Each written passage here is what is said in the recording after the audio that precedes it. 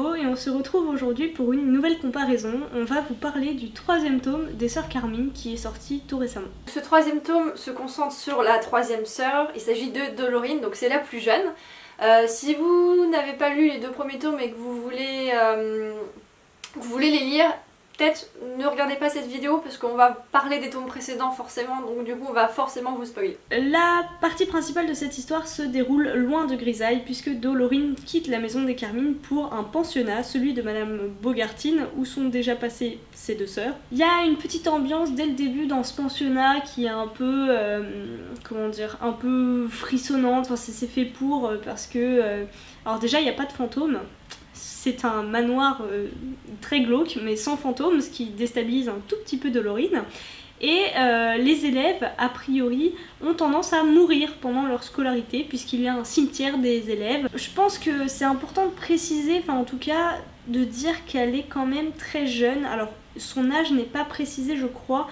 Elle a entre 7 et 10 ans parce que c'est l'âge qui donne des élèves. Moi j'espère qu'elle a plus 7 que 10 parce qu'elle manque quand même de pas mal de sens commun, on va dire. Moi j'ai pas trouvé qu'elle manquait de sens commun puisque c'est justifié vu que c'est une petite fille qui n'a jamais rencontré d'autres enfants, qui a toujours vécu dans sa maison avec ses sœurs. Donc qui connaît très peu sur son monde au final. Tout ce qu'elle sait c'est discuter avec les fantômes et elle a quasiment rien découvert, pas appris grand chose et donc forcément elle est un peu moins, pas moins intelligente, mais elle est un peu moins douée que les autres, surtout qu'elle arrive en plein milieu de l'année scolaire.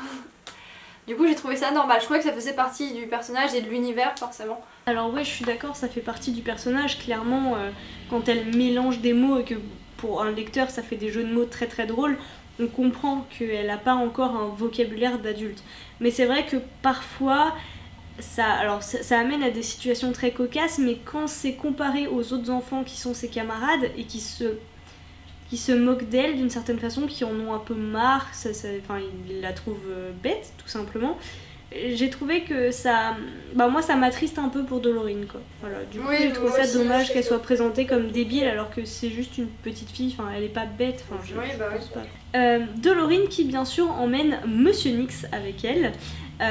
Un Monsieur Nyx qui finalement n'est pas très présent parce que Dolorine dans les autres tomes on ne la voit finalement que au travers de son journal où elle fait parler Monsieur Nyx. Là Monsieur Nyx est assez inerte, il ne parle pas et pendant la plus grande partie du roman a priori il est vidé de ses forces, donc du coup il l'accompagne même plus. C'est peut-être un peu dommage. C'est dommage. Moi j'ai bien aimé le voir évoluer parce que il reprend, enfin on comprend un peu son fonctionnement, on comprend ce que c'est que cette peluche au fur et à mesure du roman, et ça c'est quelque chose que j'ai bien aimé et quelque chose qui dont le lecteur se rend compte alors que Dolorine ne s'en rend pas compte du tout. Après on comprend son évolution, oui on comprend pourquoi il est là, on comprend de quoi il est fait, mais par contre pour moi il n'y a pas réellement d'évolution de son caractère ou de son personnage, il reste le même et on apprend juste qu'est-ce qu'il est en fait. Du coup j'ai un peu regretté parce que déjà qu'il était moins présent, c'est bête parce que ça ajoutait un peu de dynamisme, ça ajoutait un peu d'humour en plus. Et puis on aurait pu le découvrir davantage. Après c'est justifié par le scénario forcément. Scénario qui est très sympa, alors un peu comme dans le 2e tome on a différentes petites histoires qui finalement se fondent dans une seule grande histoire qui correspond aux recherches de l'institutrice des enfants. Recherche que j'ai bien aimée d'ailleurs, donc elle travaille sur les fantômes et les ectoplasmes. Ça j'ai trouvé ça très sympa. Par rapport au tome précédent, il y a toujours le même genre d'humour, forcément l'univers reste très fidèle. On en découvre un petit peu plus vu qu'on découvre le pensionnat.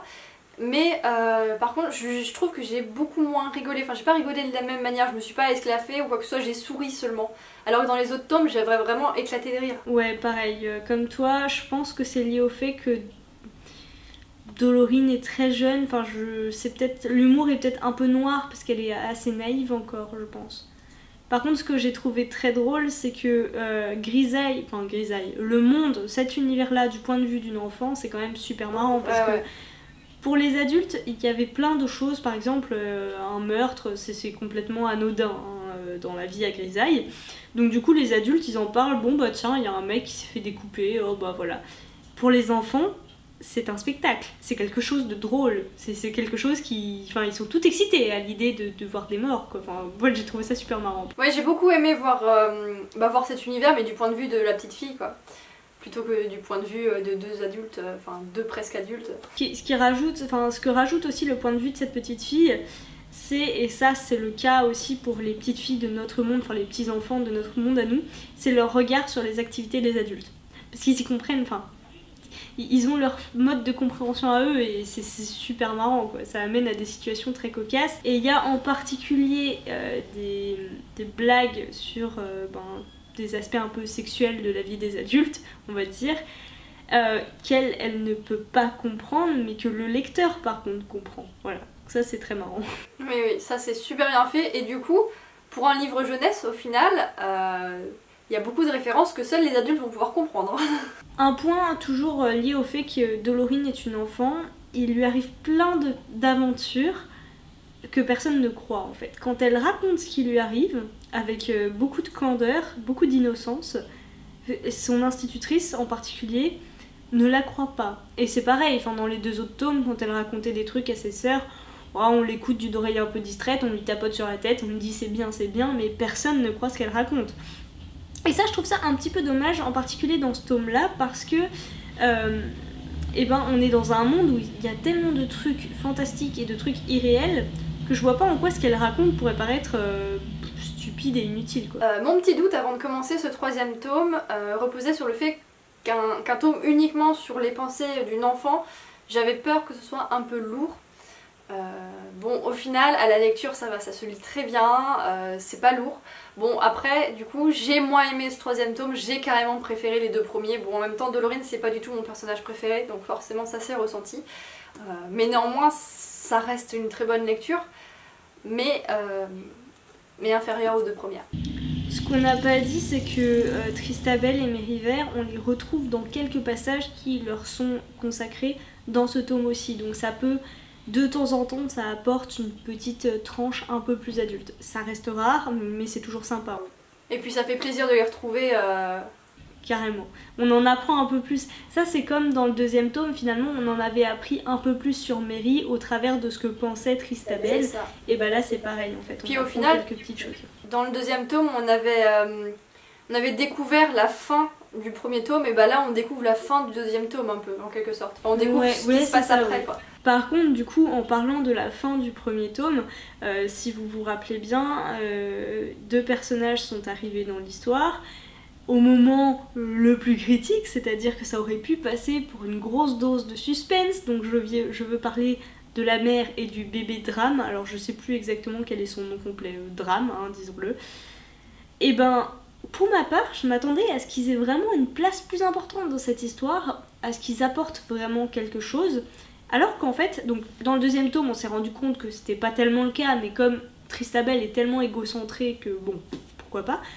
Mais dans le 3e tome, mais ils ne servent à rien. Pour moi, ce sont vraiment 2 personnages complètement inutiles et j'ai un peu de mal à comprendre pourquoi ils sont arrivés dans l'histoire. Alors peut-être qu'il y aura une suite, mais s'il y en a pas, je les trouve un peu... Je sais pas trop pourquoi ils sont là, quoi.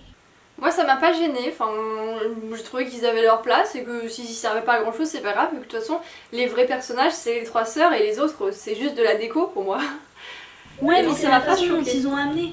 C'est la façon dont ils ont été amenés de manière tellement importante, tellement en plein suspense que moi je me suis dit waouh, ça va être trop ouf, et du coup c'est la petite déception pour moi, tu vois. Mais en même temps cet univers il est tellement particulier que bah forcément ça peut pas se passer comme dans les autres histoires. En parlant de choses qui... Enfin, pas de petites déceptions, mais le petit cafouillage pour moi, j'aurais aimé avoir plus d'informations sur... toujours sur les familles, donc, et en particulier sur la dernière famille, la 9e, une famille qui a disparu a priori et sur laquelle l'institutrice fait des recherches. J'aurais aimé en savoir plus. Je trouve qu'on a... Ça manque un petit peu d'infos. On nous donne... Alors, je me souvenais pas du tout. Mélo me dit... On en a parlé dans le tome 2, c'est ça? Je pense, ouais. Je crois me souvenir quand on en avait parlé dans le tome 2. Moi, je m'en souviens plus. Du coup, j'ai l'impression qu'on m'a donné une information capitale dans ce dernier tome, mais que ça manque... Enfin, voilà, j'aurais aimé en savoir plus. Ouais. Alors après, c'est de la jeunesse, guillemets. C'est peut-être pour ça qu'il n'y a pas trop d'informations dessus. Mais j'aurais aimé en savoir plus. Oui, bah, j'aurais bien aimé avoir un petit rappel vu que si je m'en souviens bien, on a eu des infos dans le deuxième tome, donc un petit rappel aurait pas fait de mal. Après, c'est pas grave. Et puis on a l'impression que c'est vraiment important, enfin que ça peut vraiment changer plein de choses voilà, on n'a pas énormément de choses là-dessus quoi. Donc pour ma part, j'ai beaucoup aimé la fin, comme pour les 2 autres tomes, l'histoire a un certain rythme sur toute la première partie. Et dans les 20 dernières pages, ça devient mais la guerre, c'est la guerre, il y en a dans tous les sens, ça explose partout, et j'adore, voilà, ça c'est un truc que j'aime énormément. Et ce 3e tome ne fait pas exception. Je rejoins Méliot quand même sur le fait que je l'ai moins aimé que les 2 premiers, et je pense que mon préféré c'était le 2e. Oui, moi aussi, de toute façon, toi, je pense. Ouais, mon personnage préféré c'est Tristabel, donc forcément... Ouais. Alors tu vois, moi mon personnage préféré c'est Mary, mais j'ai préféré la voir dans le tome 2 quand même. Bah, je trouvais que le tome 2 est beaucoup plus drôle vu que Tristabel est vraiment très particulière et très agaçante, donc c'est plus drôle. Donc forcément... Donc pour conclure, c'est une super saga qu'on vous recommande à 100%. Il faut absolument la lire, vraiment c'est super drôle, c'est super dépaysant, c'est un univers complètement nouveau, complètement déjanté et qui est présenté avec beaucoup d'humour et quelques subtilités qui sont très marrantes aussi. Sur ce, on vous souhaite à toutes et à tous de très très bonnes lectures et on se retrouve tout bientôt pour une prochaine vidéo.